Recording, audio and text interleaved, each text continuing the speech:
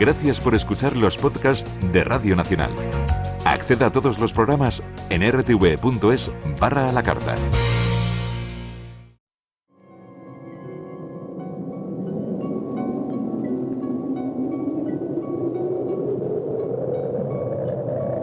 Solo cuando el túnel está en la más absoluta oscuridad es cuando puede volver otra vez la luz.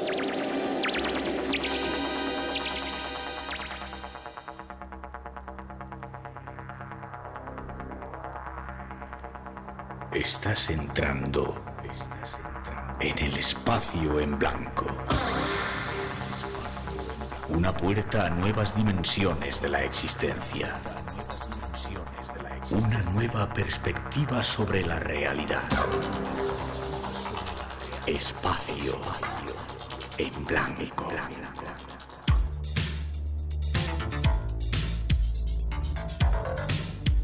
Una producción escrita y dirigida por Miguel Blanco.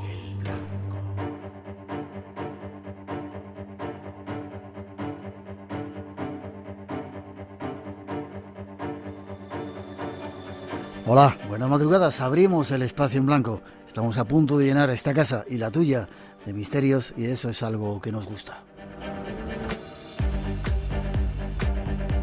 Algo que hacemos en directo desde el estudio 101 de la Casa de la Radio, con son las 2 y 8, 1 y 8 en las Islas Canarias, en directo, como digo, con los saludos de todo el equipo que esta noche se encarga de realizar esta emisión.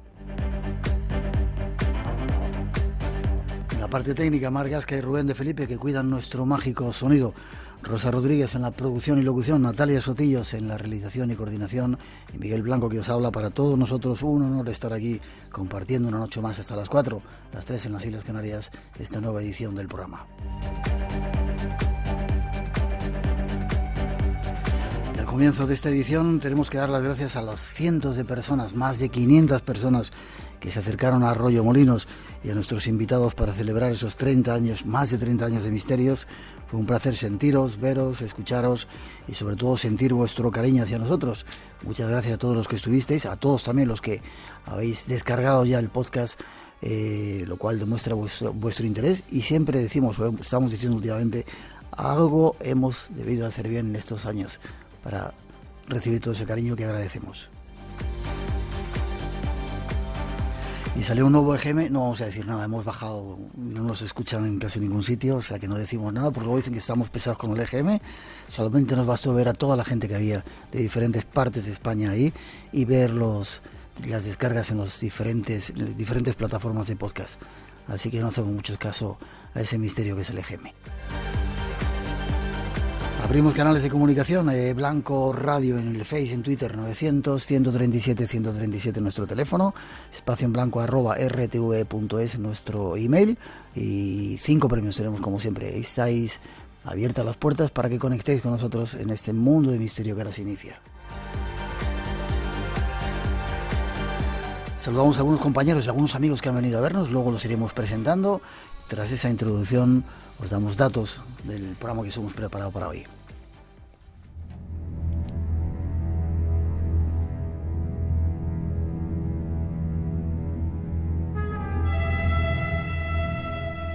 Esta noche queremos invitaros a viajar a un lugar fascinante de nuestra geografía. Luis Buñuel hizo una película sobre él. Escuchemos en la voz del gran Francisco Rabal algunos de sus fragmentos. En algunos lugares de Europa existen focos de civilización casi paleolítica. En España, a 100 kilómetros de Salamanca, hogar de alta cultura, se encuentran las Urdes, aisladas del mundo por montañas de difícil acceso, cubiertas de tupidos matorrales de brezo y jara. Antes de llegar a las Urdes, debemos pasar por la Alberca, antigua villa de carácter casi feudal. Todos los habitantes de las Urdes eran tributarios de este pueblo. He aquí la iglesia de la Alberca. 2 calaveras desde sus nichos parecen presidir los destinos de la Alberca. Las casas, de aspecto medieval, Tienen 3 pisos y son de una arquitectura nada frecuente en España.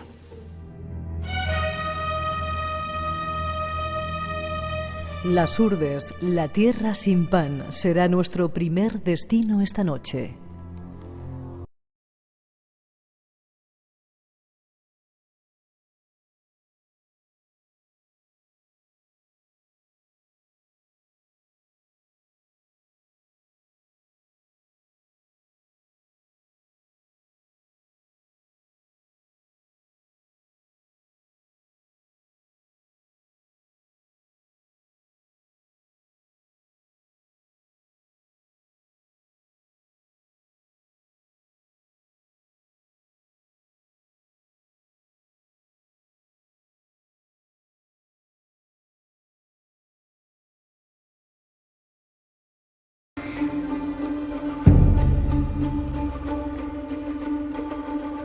Ahí están nuestras intenciones. Se os olvidaba dar el número de WhatsApp donde podéis también comunicaros, 652-03-5934, y deciros que vais a seguir escuchando algunas de las voces de los compañeros que han pasado durante estos 30 años por el programa.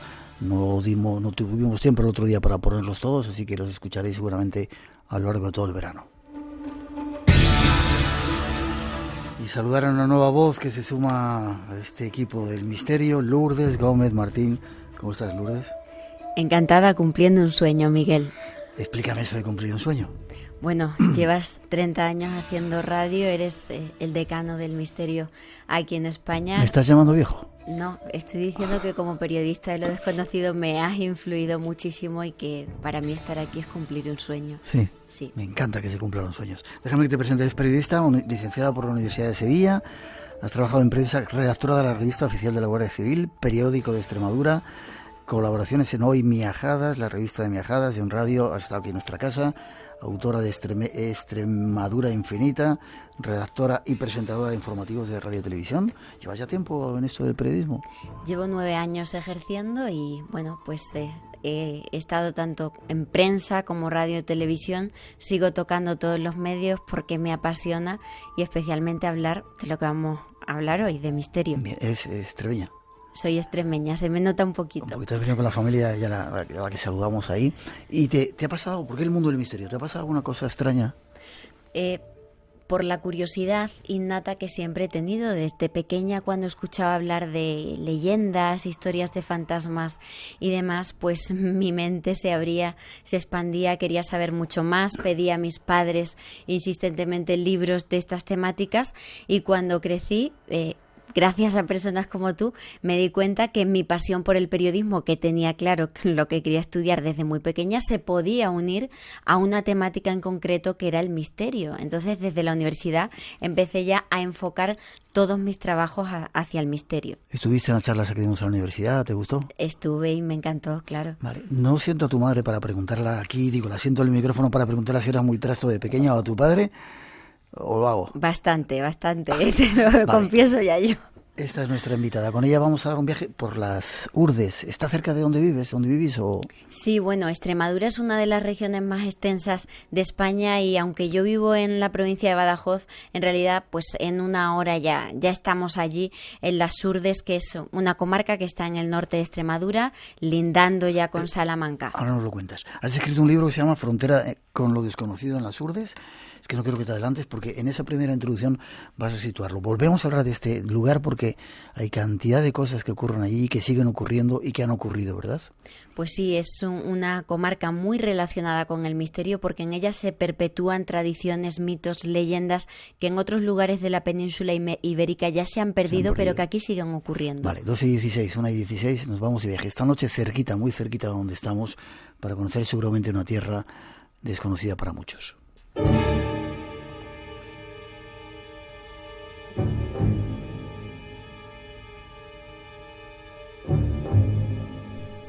Esta semana vamos a viajar a lugares cercanos a nosotros. Iremos, si nos acompañas, hasta una tierra llena de riquezas, desconocida y plagada de misterios y leyendas.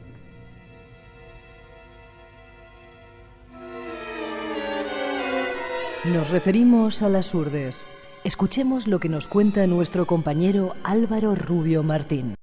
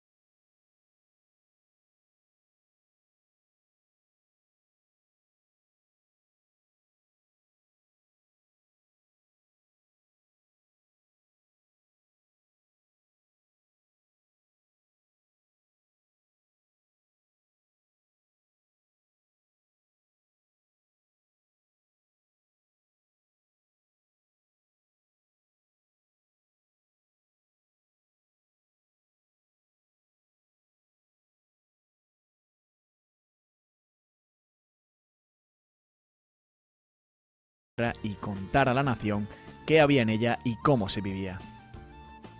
Cuando llegaron encontraron un paraje entre montañas rocosas y peligrosas pendientes en el que habitaba un pueblo incrustado en la pobreza y que desconocía el resto del mundo, una comarca desconocida que algunos apodaron la Tierra sin Pan.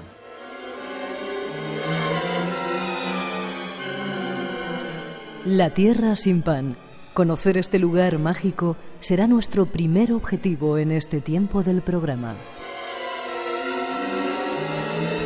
Ahora es cuando te pido que sitúes un poco Las Urdes. ¿Dónde está situado? ¿Entre Salamanca y Extremadura, has dicho? Entre Salamanca y Cáceres, justamente en el límite de provincia y de comunidad autónoma, ¿no?, entre Extremadura y Castilla, y se trata de una comarca que ha estado muy aislada, sobre todo por su geografía. Estamos hablando, bueno, pues de terrenos muy escarpados e históricamente pues ha habido un aislamiento que ha propiciado que esa mitología especial se conserve en este lugar. A día de hoy, aunque ya todo está mucho más avanzado, sigue siendo una región donde el tiempo corre de un modo distinto, sí. Donde ahora mismo estamos en Madrid, no tiene nada que ver, ¿no?, el tiempo para un urdano y sobre todo esa conexión con lo ancestral y con la naturaleza que en otros puntos ya se ha perdido y que aquí está muy viva. 40 pueblos en total componen sí. Las Urdes y 7.000 habitantes solo. Sí, no más de entre 6.000 y 7.000 habitantes.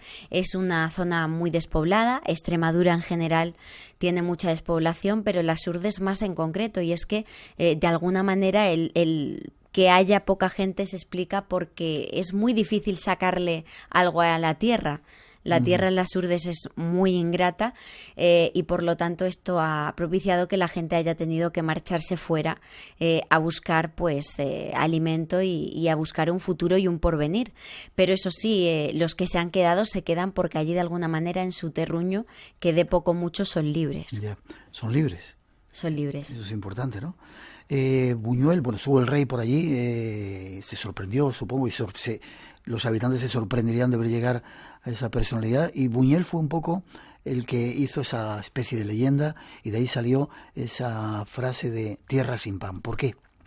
Pues Miguel, para explicar la leyenda negra asociada a Las Urdes nos tendríamos que remontar al siglo de oro, cuando Lope de Vega populariza la comarca con su obra Las Batuecas del Duque de Alba. En aquella época Las Urdes se denominaban Las Batuecas y pertenecían al Duque de Alba, y con esta obra se explica que allí, en una zona apartada, viven una suerte de demonios que están completamente aislados del resto del mundo, comparándolo con lo que estaban viendo en América, allende los mares. Empezaban a descubrir tribus aisladas y lo comparan con lo que pasa en esta zona de la Alta Extremadura.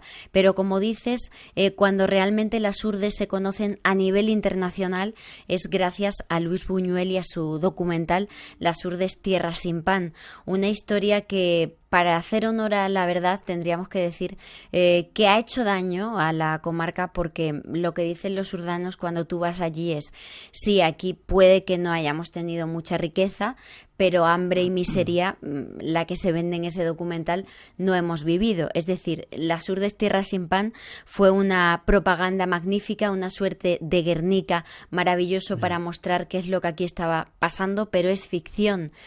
Tiempo después supimos que algunas de las escenas más impactantes de ese documental, como un burro siendo devorado por las abejas de una colmena que él mismo estaba transportando, o una cabra que se despeña y demás, murieron a manos de armas del equipo. O sea, lo provocaron para sacar las imágenes. O sea, se trata de ficción, entonces eso también hay que contarlo, y el libro comienzo explicando esa parte, ¿no? Por qué Las Urdes y su leyenda negra, sobre todo por ese documental. Pero también estuvo Miguel de Unamuno antes de que llegara el rey, parece ser, y él dijo que era un paraíso todo aquello, ¿no? Aunque luego también hubo ahí algunos tintes raros, ¿no? Sí, Unamuno estuvo por allí, se inspiró mucho para escribir algunas de sus obras, recorrió toda la comarca y lo que él decía era pues esa idea que hemos dicho, que los urdanos son libres por encima de todo, tienen poco pero viven en completa libertad. Y luego, con respecto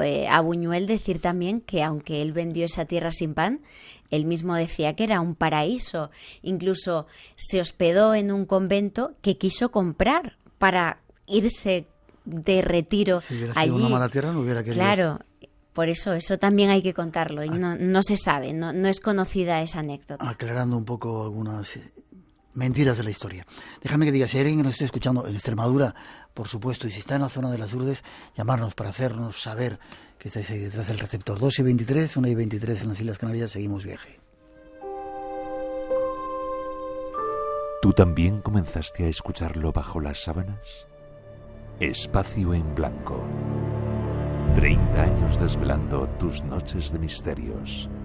Con Miguel Blanco, en Radio Nacional de España.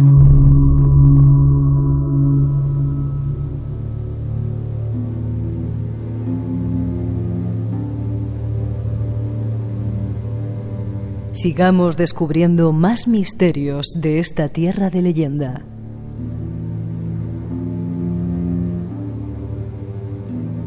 En la oscuridad de la noche, muchos de los vecinos de esta tierra mágica afirman haber tropezado con unas extrañas luces. Eran otros tiempos, cuando aún no había electricidad en la zona, y los vecinos al anochecer se refugiaban en sus casas por temor a encontrarse con algunas de estas luminarias. Nano Jiménez nos cuenta alguno de esos encuentros con los candiles de los muertos. El lucero aparecía en la sierra, de golpe, de repente aparecía en un sitio, aparecía en otro, y eso pues que todo el mundo se metió en casa. Corre asustado, claro, no era normal. En aquel tiempo un lucero en la sierra, una especie de luz, dando aquí, luego allí, luego más arriba, luego más abajo, pues lo lógico que todo el mundo asustado. El lucero de la sierra, claro, el lucero. No era el único testimonio, hay más.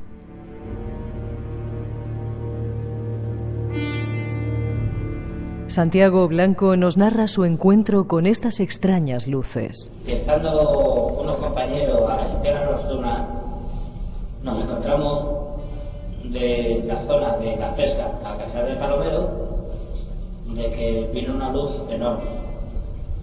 Una luz enorme, pues no sabemos lo que era. El caso que nos pasó por encima. Era algo exagerado, con un ruido muy fuerte, sin lo menos todo el ruido.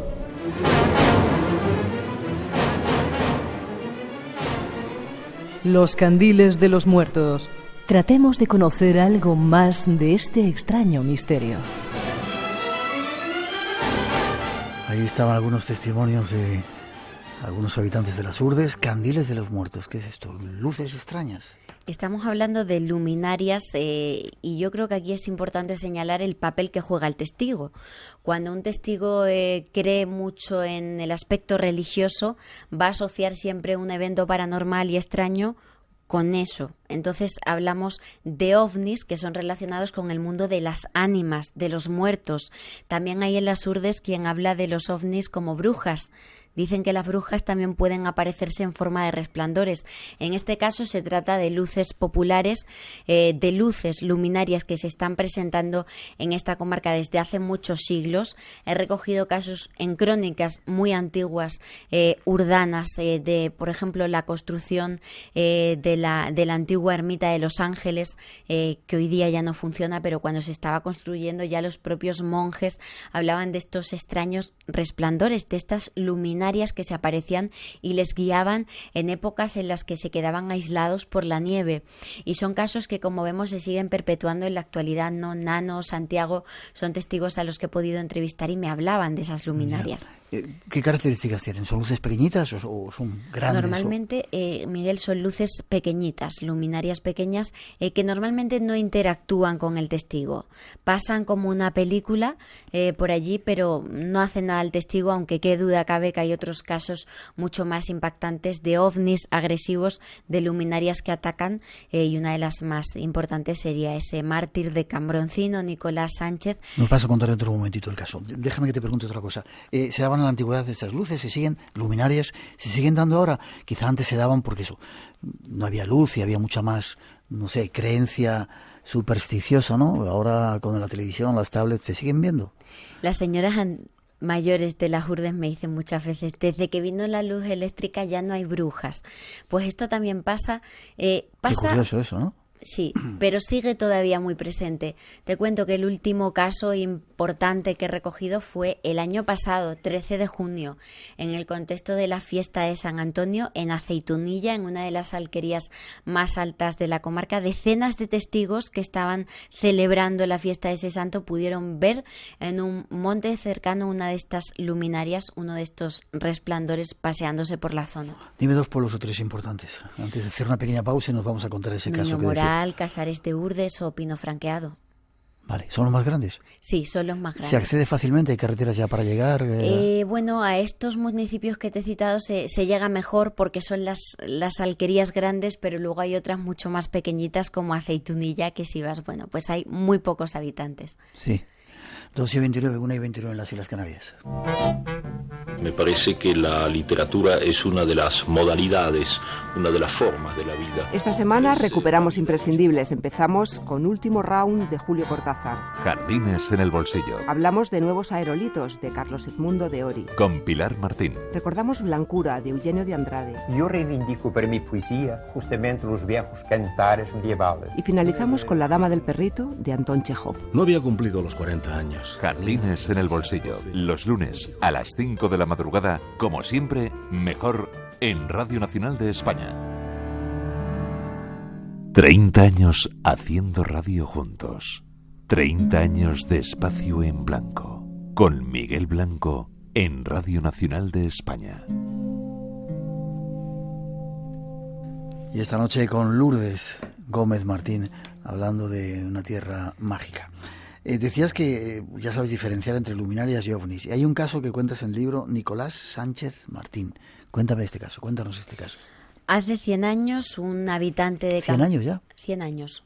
Justo un siglo, este hombre de Cambroncino, una alquería de las Urdes, se había dirigido al mercado de Aigal, que bueno, pues es un municipio que ya no está en la comarca de Urdes, pero sí cerquita, y es punto de encuentro pues para intercambiar, ¿no?, distintos alimentos, ganado y demás. Él había ido a vender algunas cosas al mercado de Aigal y volvía de vuelta de noche atravesando esas serranías urdanas con otras 2 vecinas del pueblo.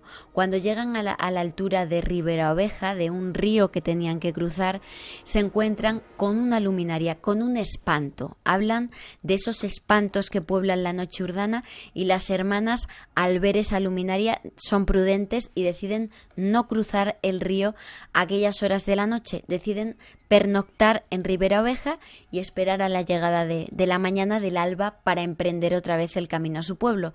Nicolás es más valiente, decide continuar, y dicen que con su caballería pues atraviesa ese río acercándose a la luminaria. Cuando se va acercando a esa luz, se da cuenta que no se aparta. y él dice que blandiendo un cuchillo que llevaba le dice: o te apartas o te aparto, a esta luminaria. Iba valiente, ¿eh?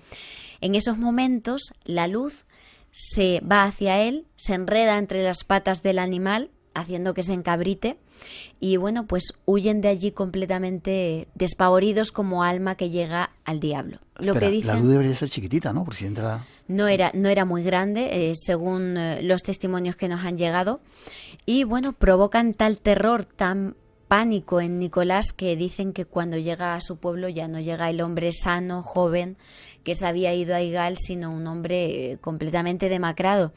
Esa misma noche acaba ya en cama y no vuelve a levantarse. Días después fallece. Según el certificado oficial de defunción que se conserva, murió de una bronconeumonía, pero lo que cuentan todos los testigos, la familia que le conoció, es que bueno, pues su bajón empieza a raíz del encuentro con ese ovni agresivo. Qué curioso.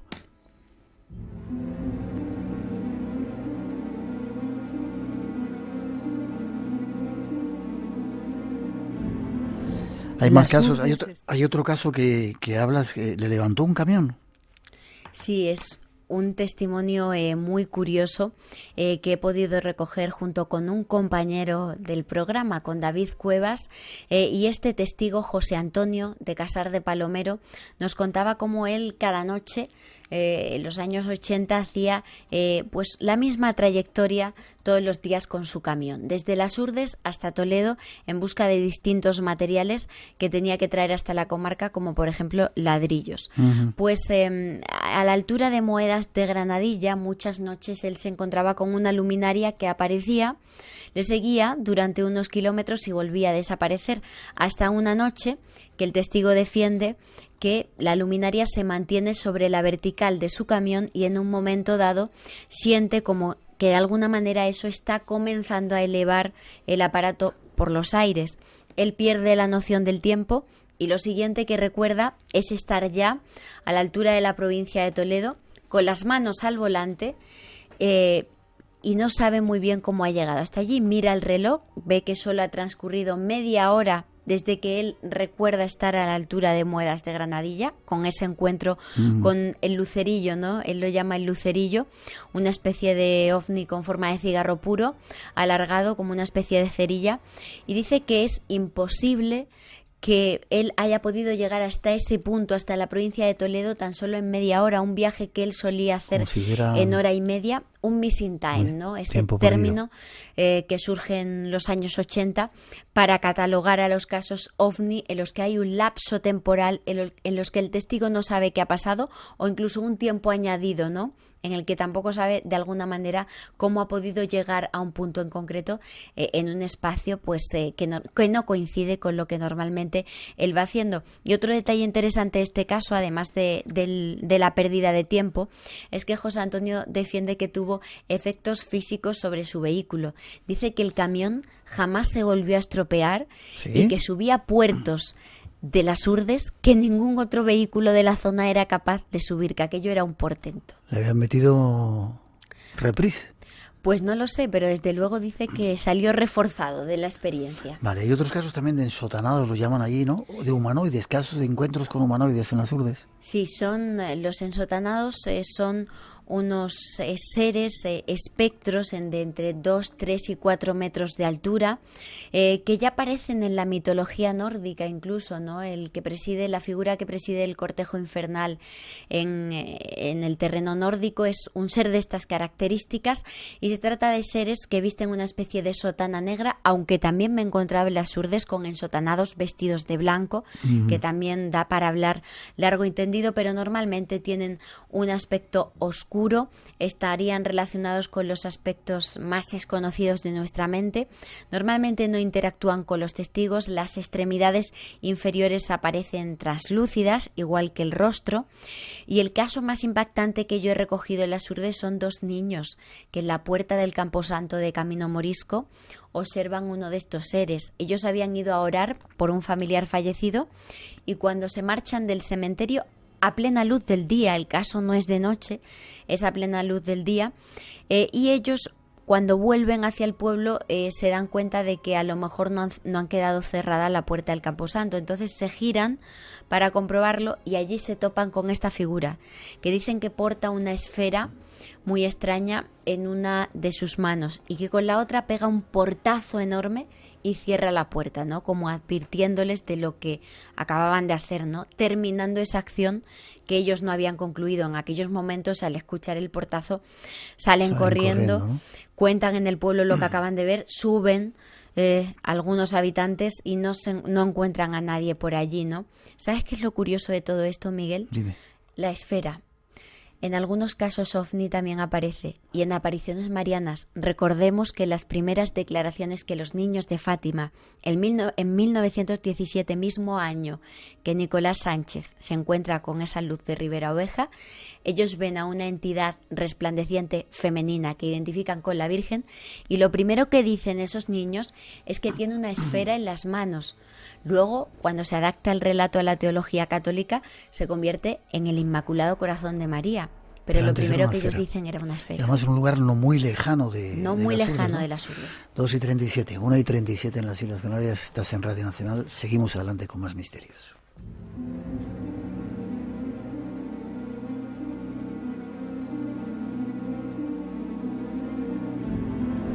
Las Urdes es tierra de misterios. Ya lo estamos descubriendo esta noche. Y entre ellos el de las apariciones. La aparición de una extraña mujer. Escuchemos este testimonio. Y allí apareció como una nebulosa pequeña. Y empezó a salir allí una mujer más guapa. Y dice, pero qué mujer tan guapa. Y hasta me salió una corona y se la puso encima. Y aquella mujer me estuvo a mí mirando más de un cuarto de hora y no me dijo nada. Y yo ahí, pero esta mujer es que guapa, Dios mío, esta mujer que hace aquí, dice que estaba en el portillo.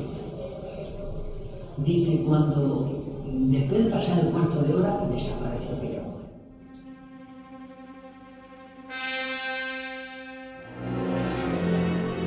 La aparición de una extraña mujer hermosa. Quizás la figura de la Virgen.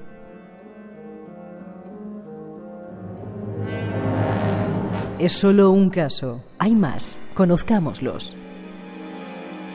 O sea que en las Urdes no solamente se ven luces, no solamente se ven ensotanados, también hay apariciones marianas que se definen como tales. Sí, hay apariciones marianas e incluso en tiempos bastante recientes. Uno de los casos más destacados ocurrió en 1995 en Santibáñez el Bajo, que aunque no son las Urdes altas, son más bien la comarca de Tierras de Granadilla, sí que tuvo un impacto social importante, sociológico en las Urdes, ¿no? El caso de Eufrasia la Chata, una pastora de este pueblo que en el Teso de la Cigüeña, justo en una encina en la que he tenido la suerte de visitar, que esto sí que es difícil de llegar hasta allí, Miguel, por unos caminos muy, muy raros, pues allí se le apareció pues una virgen sobre un castaño, una virgen dolorosa que ella defendió que veía. Miles de personas comenzaron a llegar hasta este lugar tan recóndito para escuchar pues qué tenía que contar la Chata sobre estas apariciones. Se construyó una ermita años más tarde para honrar a esta imagen, una ermita muy visitada donde mucha gente dijo haber sido curada con el agua que brotaba cerca de la ermita, e incluso milagros el día de la inauguración de ese espacio. Dicen que estaba lloviendo muchísimo, un día completamente encapotado, y que bueno, la gente empezó a decir, la Chata ha dicho que se va a abrir el cielo porque la Virgen quiere que haya procesión, y que justamente cuando se inicia la misa y va a tener lugar la procesión, efectivamente para de llover, se abre por completo el cielo y permite, ¿no?, durante un lapso cortito de tiempo que pudiera haber una procesión. Por lo tanto, ese fenómeno mariano sigue vivo en la comarca y sobre todo también volcado en la Virgen de la Peña de Francia, que siempre ha sido... Te iba a preguntar ahora por ella.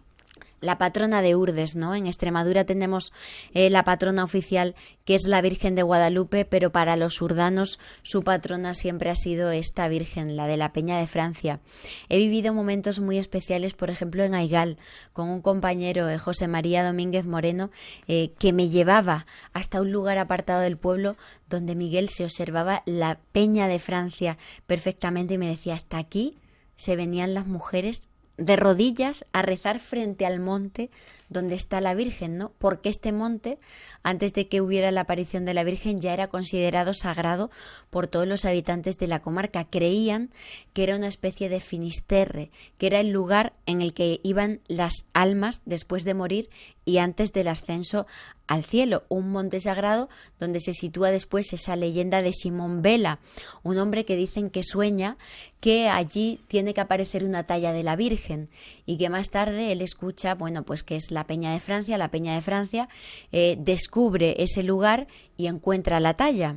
También está relacionada porque la leyenda tiene varias vertientes con la Moza Santa, una vidente de Sequeros, un municipio de Salamanca, que dicen que estaba muy enferma y que tiene una visión, un trance, en el que una virgen le confiesa que tiene que aparecer esa talla, ¿no?, de la Virgen de la Peña de Francia, y se convierte en una imagen veneradísima. Dicen que la talla original era negra, asociada a los templarios y a toda esa tradición alquímica que ocultan estas imágenes oscuras, ¿no?, que más bien aluden a esa diosa madre, a ese color, ¿no?, de la tierra, pero que bueno, ya se ha perdido la imagen original, ahora hay otra más moderna, pero sigue siendo súper venerada.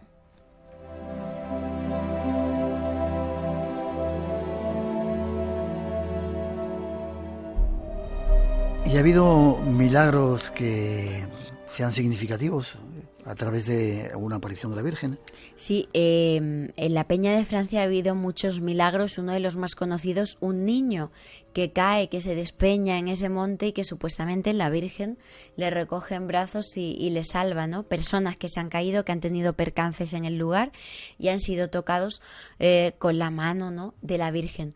Aunque, si me permites, tengo que decirte que uno de los santos más venerados en la comarca y que obre milagros sin duda es San Antonio. ¿Dónde está? San Antonio se venera en pueblos como por ejemplo Aceitunilla y en otras alquerías de las Urdes. Se celebra con muchísima devoción cada 13 de junio, pero no como el patrón católico que nosotros vemos, sino como una deidad anterior, propia de la cultura pastoril que había en la comarca antes de la llegada del cristianismo, y como una deidad protectora de los montes y especialmente de las personas que se pierden en la noche urdana. Dicen que este personaje, que más tarde pues catalogan como San Antonio, se aparece siempre acompañado de un perrito blanco y que protege a las personas que se pierden, impidiendo que se caigan por barrancos y que mueran. Les lleva hasta un refugio en concreto para que puedan ser encontrados sin pérdida al día siguiente. Hay testimonios todavía de niños que se perdieron y que hablan de este personaje.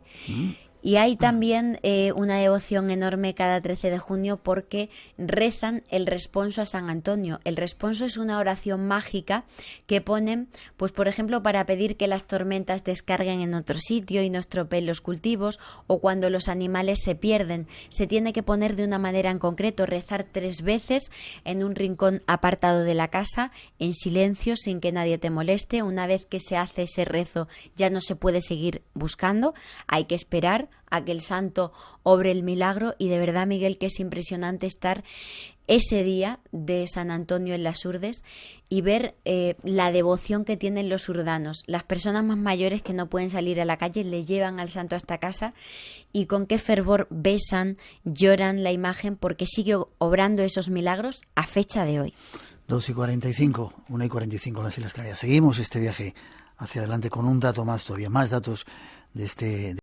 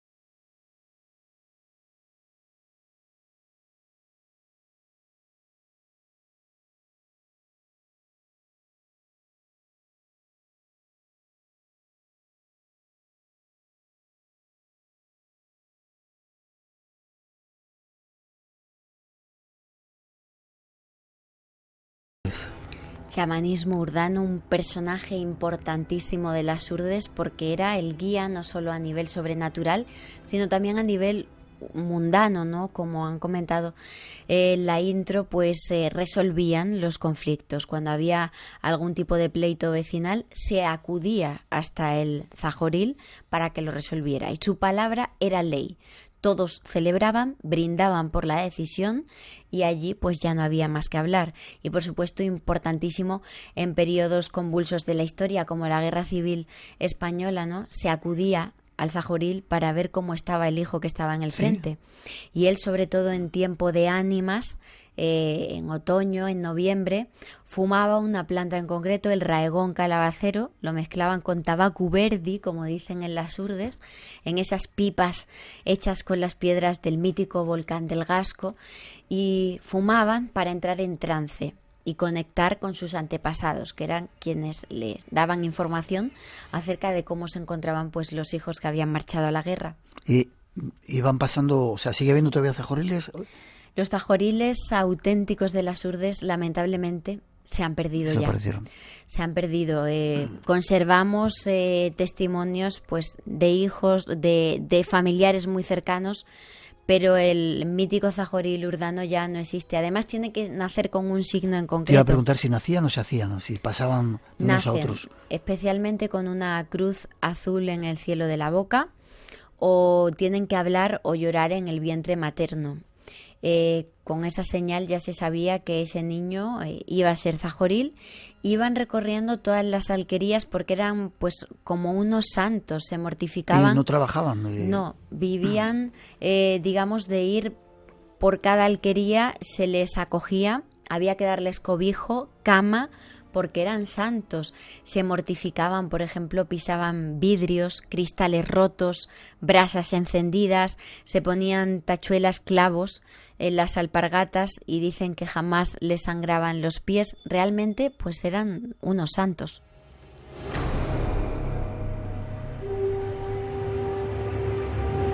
Y hablando de chamanes, curanderos. Hay curanderos también, curanderos y brujas.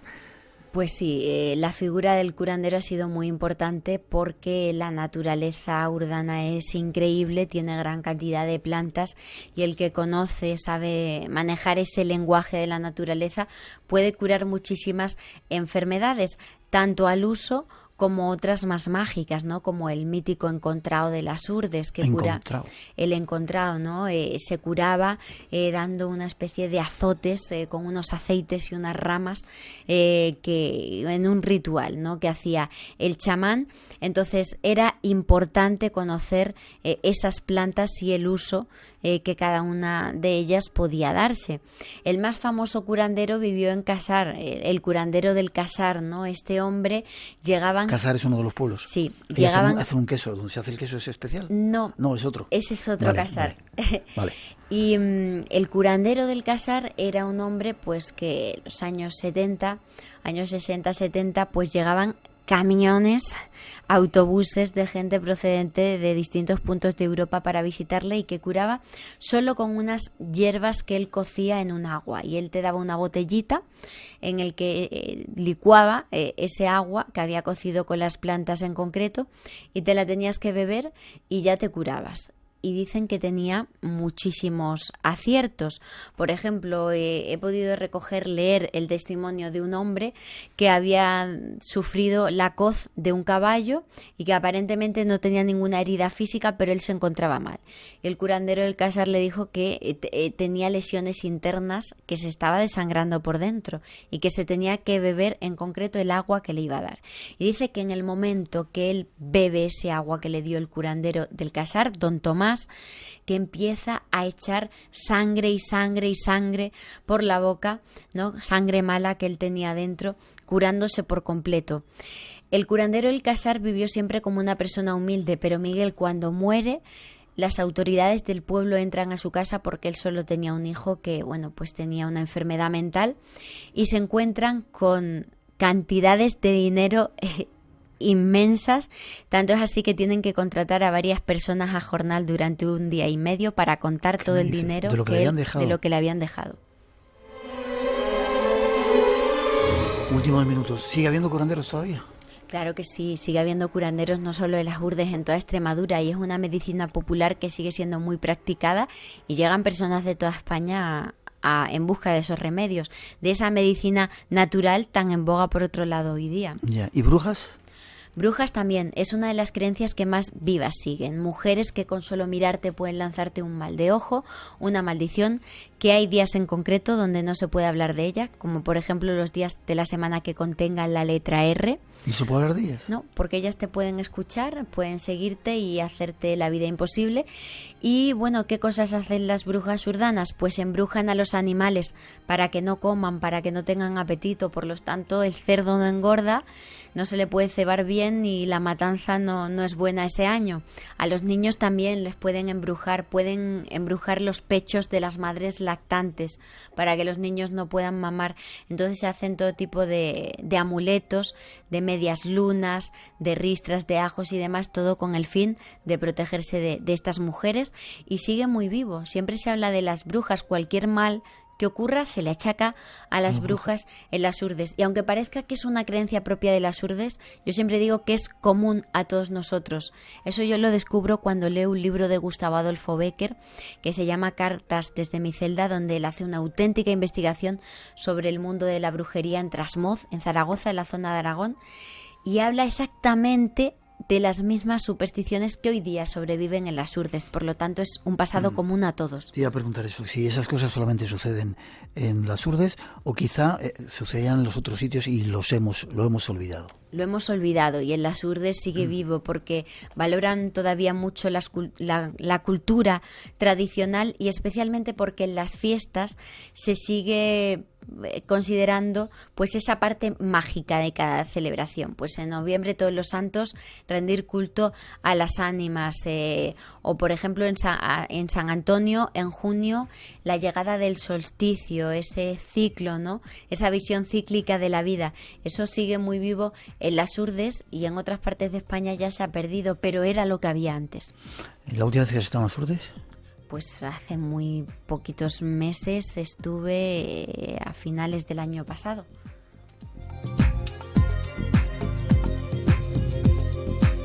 Esta es la música que casi nos despide.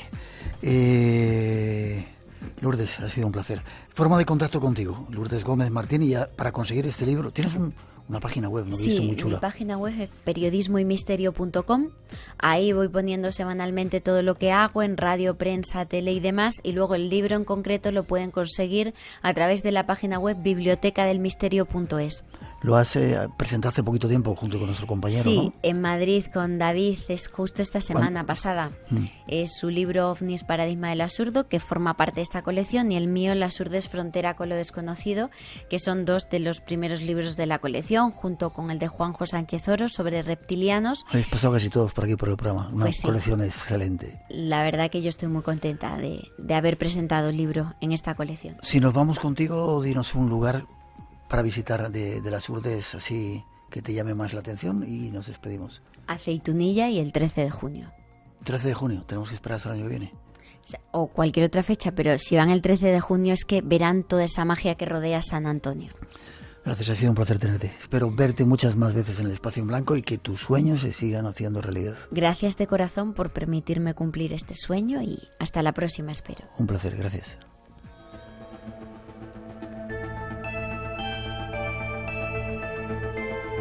Hemos de hacer una pequeña pausa. Habla un poquito, Juanma. Hola.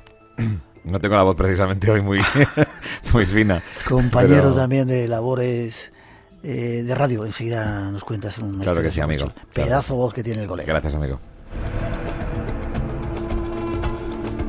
Hemos de hacer una pausa. Después de la noticia regresamos. Tenemos todavía muchas cosas que contaros. Hay muchos misterios esperando aquí en esta parte todavía del Espacio en Blanco que nos queda. Teléfono 900-137-137. Llamarnos a las Urdes de Extremadura para saber si estáis. Las redes sociales abiertas también.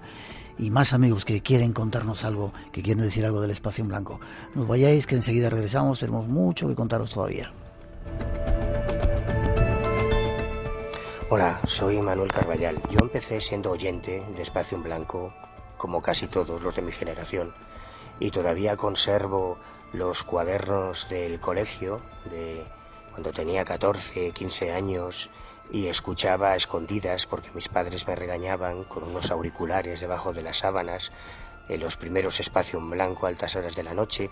Tengo los cuadernos de matemáticas, de lengua, en los que en las últimas hojas iba tomando las notas de lo que decían los invitados de Espacio en Blanco. Y conocer por fin a Miguel Blanco en persona hacia 1988 para mí fue como una revelación, como conocer a Messi o a Cristiano Ronaldo en el misterio para cualquiera de los adolescentes actuales. Y después empecé a colaborar haciendo pequeñas cosas en el programa, lo que para mí fue la mejor escuela. E incluso llegué un tiempo que Miguel estuvo muy malito durante unos 3 meses a presentarlo, lo que ya fue una experiencia totalmente mística, ¿no? Espacio en Blanco forma parte de mi vida desde que tengo uso de razón, y yo creo que para bien o para mal, las buenas cosas que yo haya hecho, las malas cosas que yo haya hecho en el mundo del misterio, siempre estarán vinculadas a Espacio en Blanco y a Miguel Blanco.